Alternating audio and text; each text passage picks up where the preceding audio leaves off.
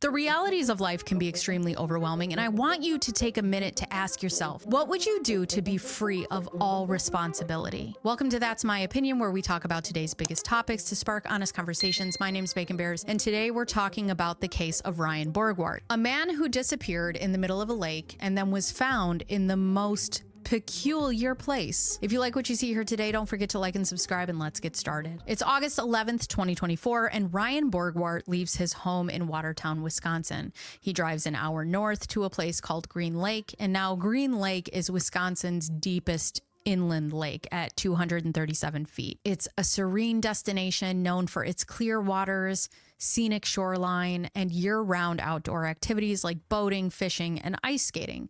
It's a perfect blend of natural beauty and small-town charm.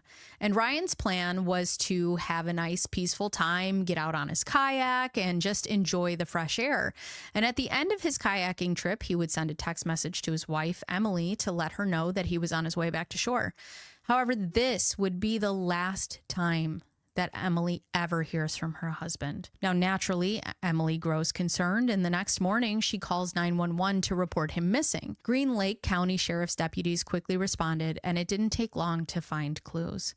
Ryan's vehicle and trailer were parked on the southwest side of the lake, and further investigation led them to a very disturbing discovery. A capsized kayak floating in a part of the lake that was 220 feet deep with a life jacket attached to it. His tackle box was also found, and inside the box were Ryan's keys and wallet, and someone who was at the lake also found his fishing rod. But what happened to Ryan Borgwardt? They start searching everywhere, but when they couldn't find him, they would presume him deceased, and his wife and children are devastated. Emily and Ryan had been married for 22 years and shared 3 children. Both 44 years old, Ryan owned a woodworking business while Emily worked as a first-grade teacher. They lived a typical family life, enjoying outdoor activities during the summer months. Barbecues and kayaking were among their favorite pastimes together, and Ryan's sudden disappearance was a devastating blow to the family, leaving them heartbroken and searching for answers. Emily would even take to social media and write, quote, "While I never understand why God had to take Ryan home way sooner than I would have liked, I will be forever at peace knowing that he's enjoying heaven with his Savior." And this family, like any other, would grieve and try to put the pieces back together that was their life. Well, that was all until November 8th, when the family would see yet another devastating turn of events. Green Lake County Sheriff Mike Podol announces at a press conference that Ryan Borgwardt is in fact alive. So where is Ryan? Well, he's a long way from Wisconsin. Ryan Borgwardt was in Uzbekistan, 6,321 miles away from Wisconsin. The investigation would uncover that Ryan's passport was checked in Canada the day after he vanished. So how did Ryan manage to pull this off? Well, it turns out he had meticulously planned his escape.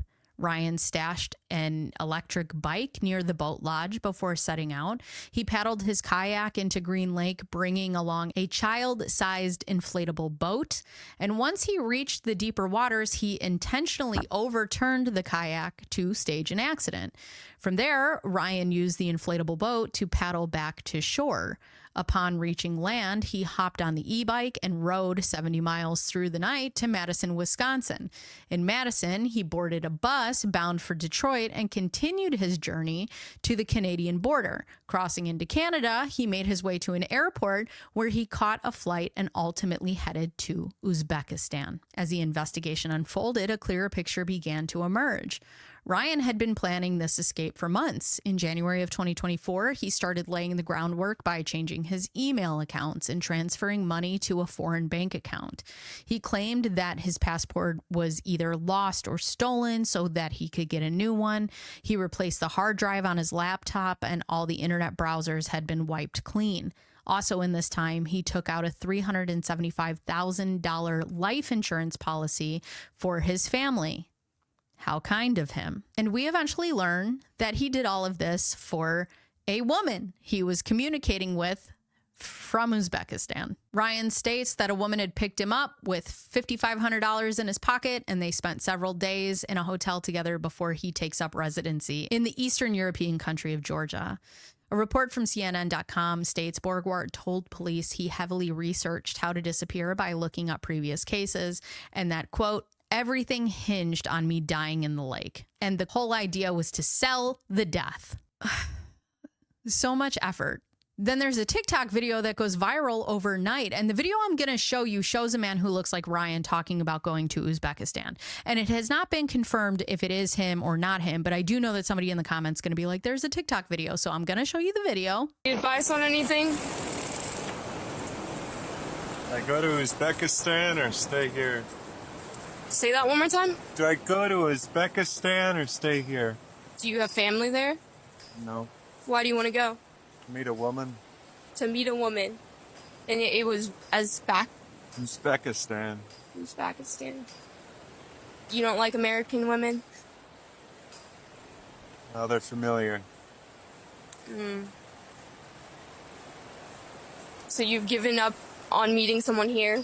No, I'm married. Oh. Yeah. But you want to find someone else? Empty nest. I'm not sure. That's why I'm asking you. Wait, empty nest? What do you mean? Empty nest. My kids are out of the house now. So you want to find, adopt a child? No.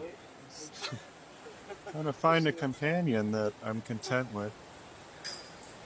I think that requires you to divorce someone first. Well, maybe. Or is she okay with that? That's a good question. Remains to be seen. Have you guys had a conversation about that? Mm-hmm. So, would it be like a throuple or something? No. Okay. Oh, you guys would get a divorce, possibly. Possibly, yeah. The police pleaded with him to come back. And they say, Ryan, if you're viewing this, we understand that things could happen, but your family wants you back. And then there was a second press conference on November 21st of 2024, where the police actually said that their department had been in touch with Ryan through email, and he was in fact safe and well. However, they needed some more solid evidence. They needed a proof of life video, which the sheriff would show at this press conference. Good evening, it's Ryan Borgwardt. Today, hello Matt. Today is November 11th. It's approximately 10 a.m. by you guys. I'm in my apartment. I am safe, secure, no problem. Hope this works. No problem. I'm safe. I'm well. And I cannot imagine what Emily or her children are going through. But I can tell you, if this was my husband, you better stay in Uzbekistan, because you will be safe and well there. Since authorities couldn't track Ryan down or force him to return, his decision to come home would have to be entirely voluntary. And from Ryan's perspective, why would he? What incentive would he have? Returning home meant facing significant consequences, both financial and personal. He'd likely be held accountable for the cost of the massive search operation, said to cost $35,000. And Ryan said that he didn't expect the search to last more than 2 weeks. He also said that his biggest concern is how the community is going to react to him if he returns.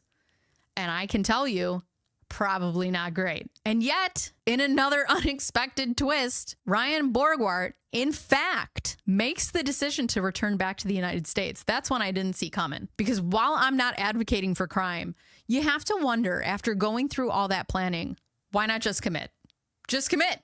You're already there. However, in today's world of constant media and social media scrutiny, it must have been nearly impossible for Ryan to remain unnoticed, especially with his case making headlines. By December of 2024, Ryan voluntarily turned himself in to authorities in Wisconsin, and when asked about his motive for returning, the sheriff simply replied, quote, his family, I guess. I also wonder what happened with the woman in Uzbekistan. Like, he left his whole entire life to go be with this woman. And then 2 or 3 months later, he's like, yeah, I gotta go. And as I was writing the script, I have to admit, I'm not fully sure about the laws here, so I'll need to double check. But as an adult with a passport, like, can't I just leave without telling anyone? Or is that actually a crime? Hi, Research Bacon here. From what I found, my research states that the answer is a little bit complicated. In most cases, a person does have the right to leave without notifying anyone, as as long as you're not breaking any of the laws.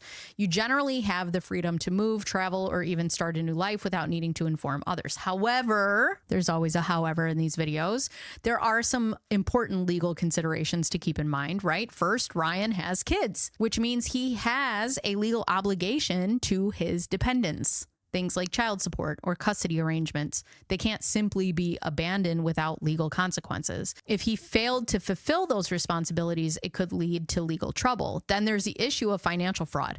If someone fakes their death or commits fraud, such as cashing in on a life insurance policy, they would be violating the law and could face criminal charges. In Ryan's case, he didn't actually collect the policy himself. However, if his wife had unknowingly cashed it in, she wouldn't be the one committing a crime. But still, the situation becomes quite messy because of the intention behind the policy is tied to a fake death. Lastly, there's the matter of the investigation. If someone's disappearance prompts a missing person search, authorities are going to try to track them down. And while leaving on its own isn't illegal, creating a false narrative like Ryan did by faking his death wastes significant resources. The search for him costs time, money, and effort, and that's something that you cannot do. Also, how many other people truly needed help during that time but didn't get it because resources were tied up by searching for Ryan? Honestly, you know what he could have just done is told his wife, I'm leaving, I'm out of here, I don't want to be married anymore, peace, bye, disappeared. And then police would have been like, hey, he's an adult, there's literally nothing we could do. I still need to know what happened between him and that lady from Uzbekistan. But anyway, Ryan voluntarily returned to his home on his own on a Wednesday, and by Thursday, Emily Borgwardt had already filed a petition for legal separation because she don't play no games. I wouldn't either.